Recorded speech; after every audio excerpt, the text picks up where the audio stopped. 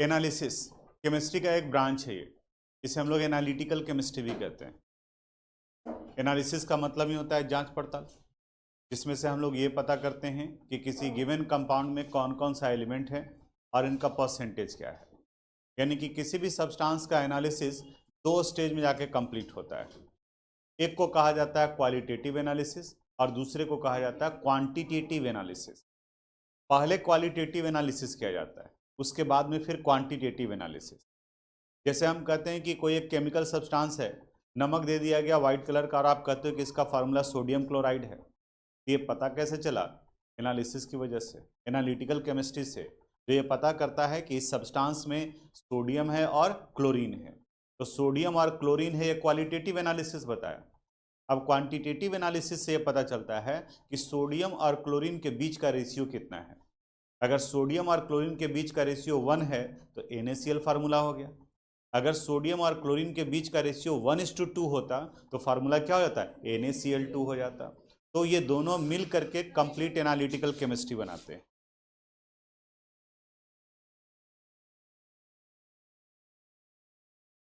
यहाँ पे हम लोग इसी तरह से एनालिटिकल केमिस्ट्री का ये दोनों पार्ट को हम लोग अलग अलग बांट करके पढ़ेंगे। फर्स्ट वाले पार्ट में हम लोग डिस्कस करेंगे क्वालिटेटिव एनालिसिस।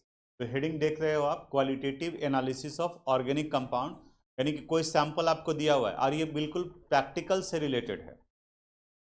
साल्ट एनालिसिस आप 12th में देखोगे तो आपके प्रैक्टिकल के बुक में एक टॉपिक मिलेगा, और प्रैक्टिकली क्या होता है, कोई sample A, B, C syllabus के अनुसार से बांटा हुआ रहता है। आपको कोई एक सैंपल दे दिया गया और आपको पता करने के लिए कहा जाए कि बताओ इस सैंपल A में कौन कौन सा एलिमेंट है, कौन कौन सा एलिमेंट है। तो आप बताइए तो कि आप क्वालिटेटिव एनालिसिस करेंगे या क्वांटिटेटिव एनालिसिस करेंगे? क्वालिटेटिव एनालिसिस करेंगे। जब वहाँ पर कोई भी सैंपल दिया हुआ है, आपको नहीं पता है कि उस सैंपल में कौन कौन सा एलिमेंट है। ऑर्गेनिक है, में भी हो सकता है कि ऑर्गेनिक का प्रैक्टिकल कराया गया हो और कोई सोडियम क्लोराइड जैसा दे दिया गया है, वाइट, ग्रीन, ब्लू, रेड, इसी तरह का कोई कलर का केमिकल सब्सटेंस दिया हुआ है। तो आपको चेक करना है, तो एक एक करके एलिमेंट हम लोग पता करेंगे। हम लोग को carbon, hydrogen, sulphur, phosphorus, nitrogen इतने डिटेक्ट करना है, ये सिलेबस में है उसके अनुसार से। अब इसको पता करने के लिए क्या कहता है कि जो भी सैंपल दिया हुआ है उसको आप एक टेस्ट ट्यूब में ले लो। यहाँ ये टेस्ट ट्यूब में ले लिए और इसी में हम लोग क्यूप्रिक ऑक्साइड भी डाल देते हैं। क्यूप्रिक ऑक्साइड का फार्मूला होता है CuO, कॉपर 2O कहा जाता है। इसके साथ में हीट कर दिए, यानी जो अननोन केमिकल सब्सटेंस था उसको क्यूप्रिक ऑक्साइड के साथ हीट किए। हीट करने के बाद में यहाँ से गैस निकलेगा। अब इस जगह पर देखो, इस जगह पर भी एक स्पेस बना हुआ होता है जहां कोई केमिकल सब्सटेंस को आप रख सकते हैं। तो इस जगह पर रखा गया है अनहाइड्रस कॉपर सल्फेट को। कॉपर सल्फेट जिन्हें ब्लू विट्रियोल कहा जाता है, उनका फॉर्मूला होता है CuSO4.5H2O। ये ब्लू कलर का होता है, लेकिन अगर इस वाटर ऑफ क्रिस्टलाइजेशन को आप हीट करके बाहर निकाल देते हैं तब इनका कलर हो जाएगा वाइट और इन्हें अनहाइड्रस कॉपर सल्फेट कहा जाता है। तो यहाँ पर इस जगह पर अनहाइड्रस कॉपर सल्फेट लेते हैं जो कि किस कलर का है? वाइट कलर का है। और यहाँ पर लाइम वाटर लिया गया है, और लाइम वाटर कैसा होगा? ट्रांसपेरेंट, पानी के जैसा होगा। जैसे आप चूना कभी देखते होगे घर में, पुचाड़ा वगैरह अगर कभी हुआ तो अब तो सेम होता है, डिस्टेम्पर होता है, ये सभी केमिकल सब्सटेंसेस यूज होने लगे हैं। फिर भी चूना देखेंगे, चूने को अगर पानी में डाल दिया जाए तो कुछ देर के बाद में वो सेटल डाउन कर जाएगा सस्पेंशन में, और अपर पार्ट में पानी जैसा दिखेगा। पानी जैसा दिख रहा है, वो ट्रांसपेरेंट है वाटर के जैसा, लेकिन उसमें अब कैल्शियम ऑक्साइड डिजॉल्व है, यानी कैल्शियम हाइड्रोक्साइड का वो एक्वस सॉल्यूशन है, वो ट्रांसपेरेंट पानी के जैसा दिखेगा। तो ये लाइम वाटर है, यानी कि ट्रांसपेरेंट है। अब जैसे ही यहाँ हीट करेंगे तो इस ऑर्गेनिक कंपाउंड और क्यूप्रिक ऑक्साइड के बीच में रिएक्शन होगा। रिएक्शन होने के बाद में यहाँ से जो गैस जाएगा वो सबसे पहले इस जगह पे अनहाइड्रस कॉपर सल्फेट के साथ कंबाइन करेगा, और वहाँ के बाद में फिर कहाँ जाएगा? लाइम वाटर में।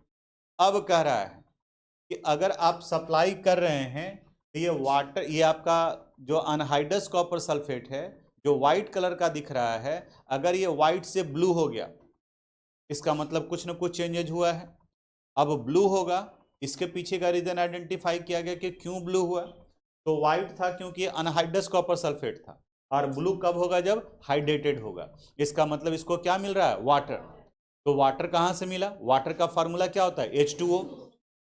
तो देखो ऑक्सीजन तो यहां से मिल गया इसको, और हाइड्रोजन कहां से मिला है? ऑर्गेनिक कंपाउंड से। तो the conversion of anhydrous copper sulphate, जो कि व्हाइट कलर था, into blue colour, confirm the presence of H2O। ये कंफर्म करता है कि जो गैस निकल रहा है उसमें वाटर वेपर है, मॉइस्चर है, वाटर है। और वाटर ये कंफर्म करता है कि इस केमिकल सब्सटेंस में क्या प्रेजेंट था? हाइड्रोजन। यहां के बाद में अब ये गैस यहां गया, अगर ये लाइम वाटर का कलर मिल्की हो गया तो इसका मतलब इसमें जो गैस डाला गया है वो कौन सा गैस है? Carbon dioxide. और कार्बन डाइऑक्साइड कब बनेगा? जब कार्बन को आप बॉन्ड करेंगे। अब कहता है कि रिएक्शन में क्या क्या हुआ उसको समझो थोड़ा सा। अगर उस सैंपल में कार्बन होता और इन्हें अगर आप CuO के साथ में हीट कर रहे हैं, क्यूप्रिक ऑक्साइड के साथ में, तब ये कार्बन कन्वर्ट कर जाएगा कार्बन डाइऑक्साइड में। बैलेंस करने के लिए यहाँ 2 डाल देते हैं, और इस जगह पर क्या बचा? 2Cu। अगर इसमें हाइड्रोजन रहा तो ये क्यूप्रिक ऑक्साइड के साथ रिएक्ट कर 2H डाल देते हैं, ये कन्वर्ट कर जाएगा किस में? H2O में। और यहाँ क्या निकल गया? यानी कि अगर कार्बन है ऑर्गेनिक कंपाउंड में तो कार्बन डाइऑक्साइड में कन्वर्ट कर गया, अगर हाइड्रोजन है तो किस में कन्वर्ट कर गया? H2O में। अब रिएक्शन क्या होता है? अनहाइड्रस कॉपर सल्फेट यानी CuSO4 जो व्हाइट कलर का था, इनके साथ में यहाँ ये जो H2O बना है, ये बैलेंस करने के लिए 5 डाला गया है, इसके साथ कंबाइन कर ये फॉर्मेशन कर लेता है CuSO4.5H2। अब इसका कलर कैसा हो गया? ब्लू। अगर कार्बन है तो कार्बन कन्वर्ट किया किस में? कार्बन डाइऑक्साइड में। इसे जब पास कराते हैं लाइम वाटर से,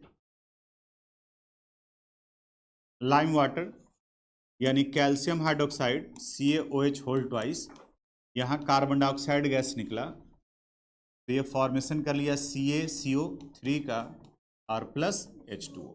देखो तो इक्वेशन बैलेंस है, हाइड्रोजन 2, ऑक्सीजन 2 एंड 2 4, 3 एंड 1 4। ठीक है, इक्वेशन बैलेंस है। तो इसकी वजह से लाइम वाटर का कलर कैसा दिख रहा है? मिल्की। अब समझने वाला पार्ट जो आप खुद से लिख सकते हो। XYZ कोई भी सैंपल दिया हुआ है, आपको पता करना है कि इसमें कार्बन और हाइड्रोजन है या नहीं है। उस सैंपल को क्यूप्रिक ऑक्साइड के साथ हीट करेंगे। क्यूप्रिक ऑक्साइड के साथ हीट करने पर जो गैस निकलेगा उसको पास कराएंगे अनहाइड्रस कॉपर सल्फेट से।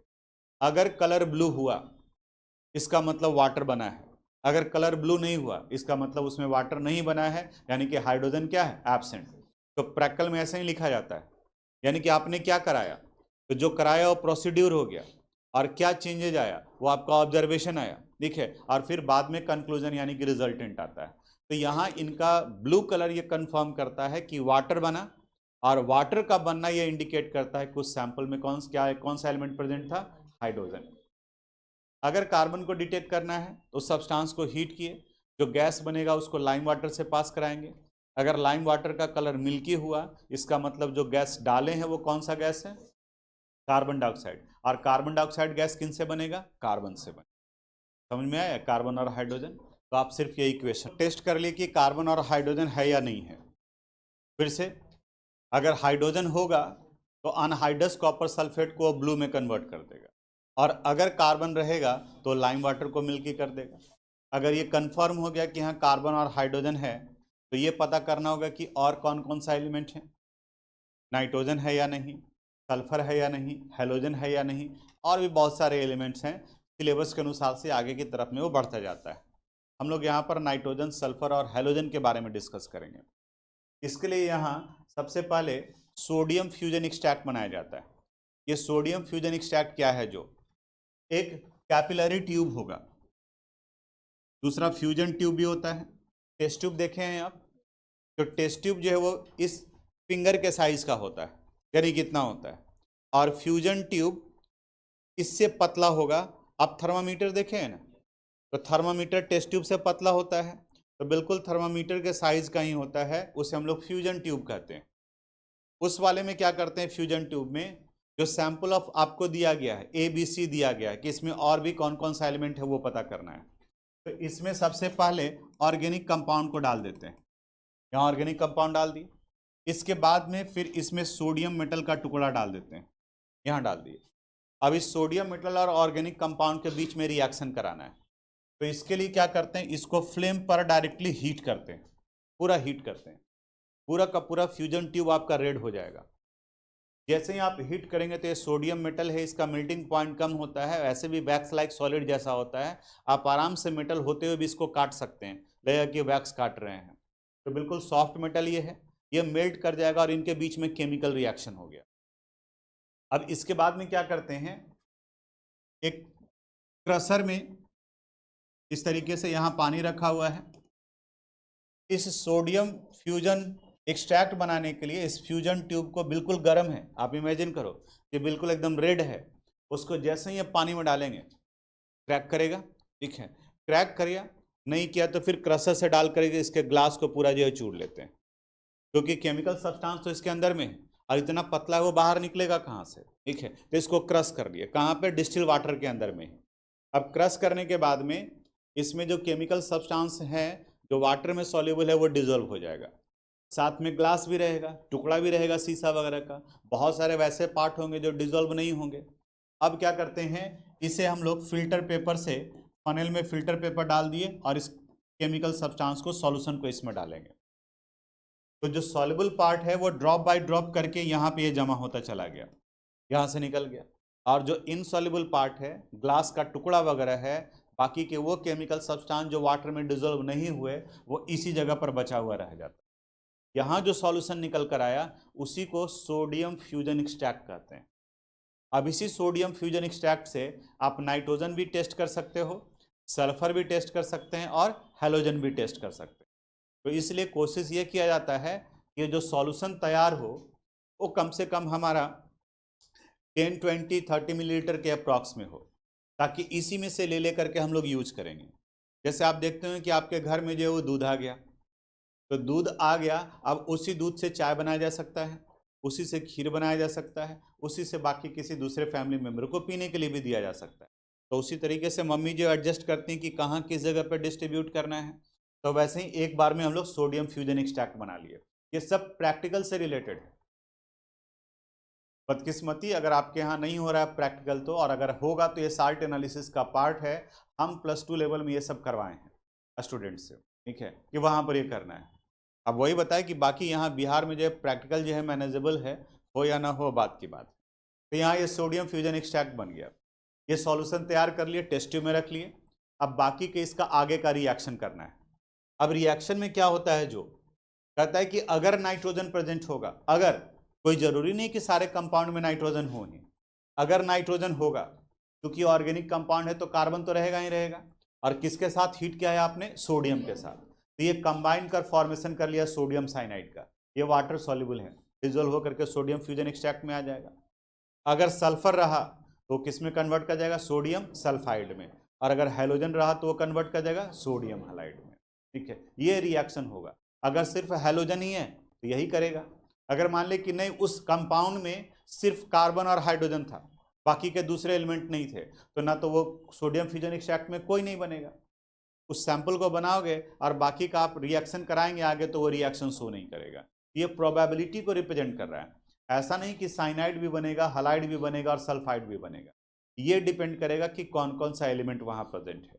अब इसके बाद में हमारा काम रहा, जब इसमें से बाकी के एलिमेंट को डिटेक्ट करेंगे कि यहाँ पर कौन कौन सा एलिमेंट है, तो फिर आ जाएगा टेस्ट फॉर नाइट्रोजन, नाइट्रोजन का टेस्ट करेंगे, उसके बाद में फिर सल्फर का टेस्ट करेंगे, उसके बाद में फिर हैलोजन का टेस्ट करेंगे, फिर फॉस्फोरस है एक पार्ट, फिर आ जाएंगे हम लोग क्वांटिटेटिव एनालिसिस पर। तो आप ये रिएक्शन लिखो, लिख लिए थे क्या,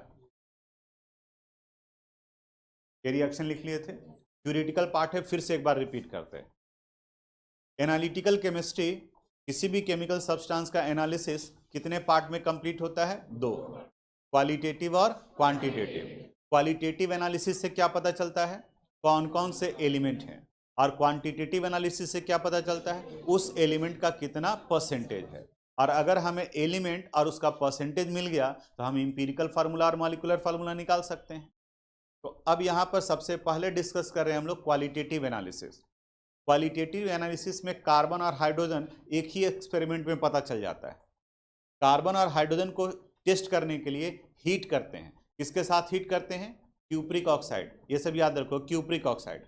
अगर कार्बन रहा तो वो किस में कन्वर्ट करता है? कार्बन डाइऑक्साइड में, and it turns the lime water milky. अगर हाइड्रोजन रहा तो वो कन्वर्ट करेगा H2O में, और ये अनहाइड्रस कॉपर सल्फेट को कन्वर्ट कर देगा हाइड्रेटेड कॉपर सल्फेट में। अदर एलिमेंट को टेस्ट करने के लिए हम लोग लेसेजेंस टेस्ट यूज करते हैं, यानी कि पूरे पार्ट को लेसेजेंस टेस्ट नाम दिया गया है। इस लेसेजेंस टेस्ट में हम लोग सोडियम फ्यूजन एक्सट्रैक्ट बनाते हैं। सोडियम फ्यूजन एक्सट्रैक्ट बनाने के लिए क्या करते हैं? गिवन सैंपल ऑफ कंपाउंड को सोडियम मेटल के साथ स्ट्रांगली हीट करते हैं, फिर वाटर में डिजोल्व कर लिए। इनके एक्वस सॉल्यूशन को सोडियम फ्यूजन एक्सट्रैक्ट कहा जाता है, और इसी सोडियम फ्यूजन एक्सट्रैक्ट से बाकी के एलिमेंट को वन बाय वन हम लोग आइडेंटिफाई।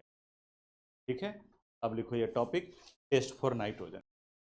इस वाले पार्ट में क्या बताया गया कि अगर आपको यहाँ स्क्रीन पर आपको दिखाई दे रहा है test for nitrogen, sodium fusion extract बना लिए। अब इस सोडियम फ्यूजन एक्सट्रैक्ट में हमें ये पता करना है कि नाइट्रोजन है या नहीं है। तो टेस्ट ट्यूब में जो एक सैंपल दिया है सोडियम फ्यूजन एक्सट्रैक्ट एक जगह बना करके रख लिए। अब उसमें से थोड़ा सा पार्ट लिए नाइट्रोजन को टेस्ट करने के लिए। यहाँ डालिए सोडियम फ्यूजन एक्सट्रैक्ट। अब इसी में डाल दिए फेरस सल्फेट सॉल्यूशन। यहीं पर फेरस सल्फेट का सॉल्यूशन डाला गया।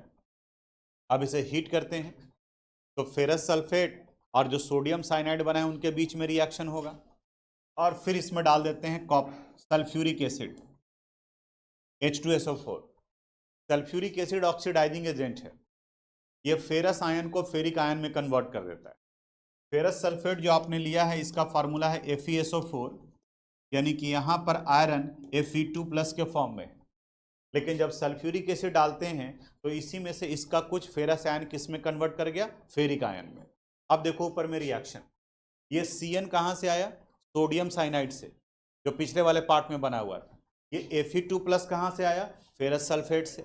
तो इनके बीच में रिएक्शन से इसका पार्ट बना। आपने इसमें और क्या डाल रखा है? Sulphuric acid. वो सल्फ्यूरिक एसिड फेरस को किस में कन्वर्ट कर दिया है? फेरिक में, Fe3+ में।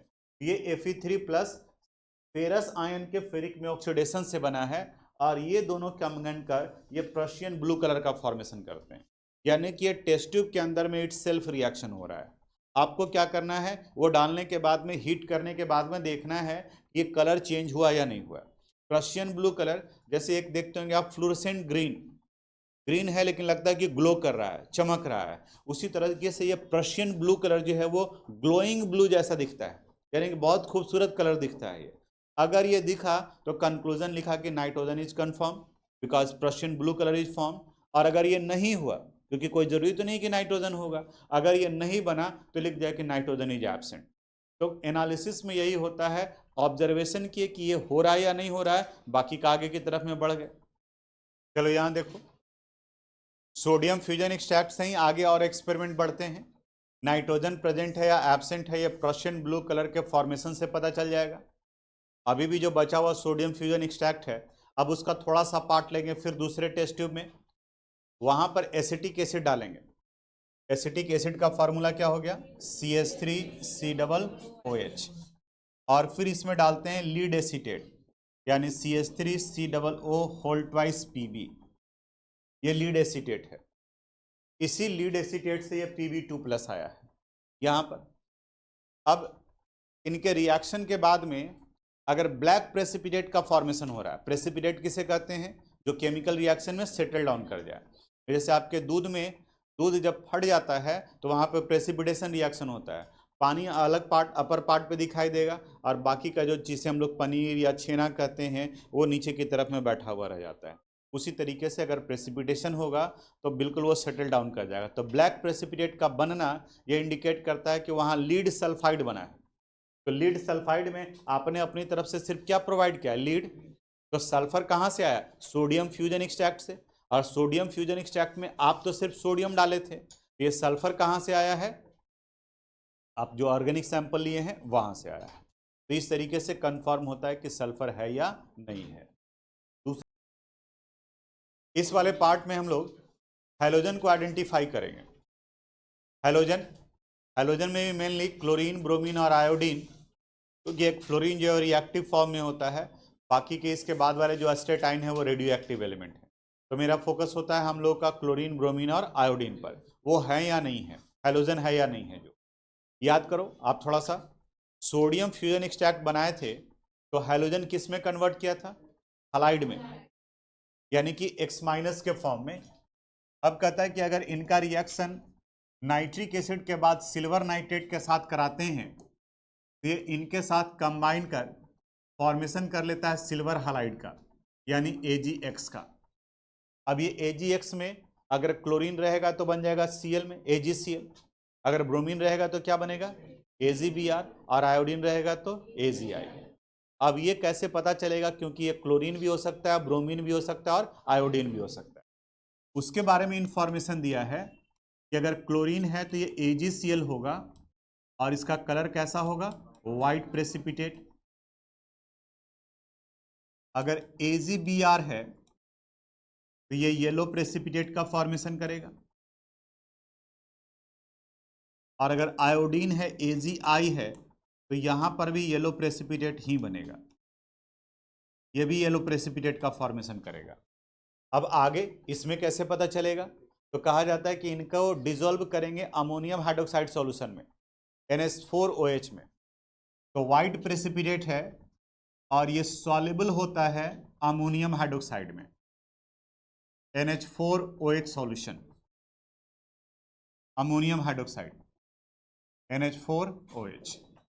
येलो प्रेसिपिटेट है स्पैरिंगली सॉल्युबल, यानी इसका कुछ पार्ट डिसॉल्व होगा और कुछ नहीं डिसॉल्व होगा, स्पैरिंगली सॉल्युबल इन NH4OH। और ये क्या होगा, इनसॉल्युबल, यानी ये डिसॉल्व ही नहीं होगा, इनसॉल्युबल इन NH4OH। अब बताओ ये तीनों पता चल जाएगा, फिर से तीनों को मिलाओ, फिर वही सवाल पूछ रहे हैं। बताओ given sample of organic compound को किसके साथ हीट किया जाता है, CuO के साथ। अगर कार्बन रहा तो वो कार्बन डाइऑक्साइड में, और it turns the lime water milky. Hydrogen रहा तो H2O में, और ये अनहाइड्रस कॉपर सल्फेट को हाइड्रेटेड कॉपर सल्फेट में। बाकी नाइट्रोजन, सल्फर और हैलोजन के लिए सोडियम फ्यूजन एक्सट्रैक्ट बनाते हैं। सोडियम फ्यूजन एक्सट्रैक्ट में अगर नाइट्रोजन है तो वो कन्वर्ट कर गया साइनाइड में, सल्फर है तो सल्फाइड में, और हैलोजन है तो हलाइड में। नाइट्रोजन के लिए फेरस सल्फेट और सल्फ्यूरिक एसिड के साथ प्रशियन ब्लू कलर। सल्फर को टेस्ट करने के लिए acetic acid and lead acetate, black precipitate. और हैलोजन के लिए नाइट्रिक एसिड के साथ रिएक्शन कराते हैं और फिर सिल्वर नाइट्रेट, इनके साथ रिएक्शन कराने पर अगर white precipitate soluble in ammonium hydroxide confirm the presence of chlorine, yellow precipitate sparingly soluble in ammonium hydroxide confirm the presence of bromine, yellow precipitate but it is insoluble in ammonium hydroxide, it confirm the presence of iodine। याद हुआ, note करो equation. ये phosphorus का reaction बड़ा है, नाम भी बड़ा है। अब पहली बार में आप मॉलिबडेट सुन करके कंफ्यूज हो रहे थे, यही सब दिखता है कि पढ़ते हैं कि नहीं पढ़ते। ठीक है, मॉलिबडेनम ये एलिमेंट एमोजे वो मॉलिबडेनम है, और जिस तरह से फास्फोरस से फॉस्फेट बना है, लीड से बाकी के लीड के सल्फाइड बने हैं, उसी तरह से मॉलिबडेनम के भी कई कंपाउंड होते हैं। तो यहाँ पर ये मॉलिबडेट बना है, तो ये प्रेसिपिटेट का फॉर्मेशन, इसके रिएक्शन को एक बार प्रैक्टिस करना पड़ेगा। अगर ये बन रहा है तब ये कंफर्म करता है कि फास्फोरस है, और अगर नहीं बना तो फास्फोरस एब्सेंट। तो क्वालिटेटिव एनालिसिस में हम लोग कौन कौन से एलिमेंट को टेस्ट किए। क्वालिटेटिव एनालिसिस में पता चलता है carbon, hydrogen, nitrogen, sulphur, halogen और फास्फोरस।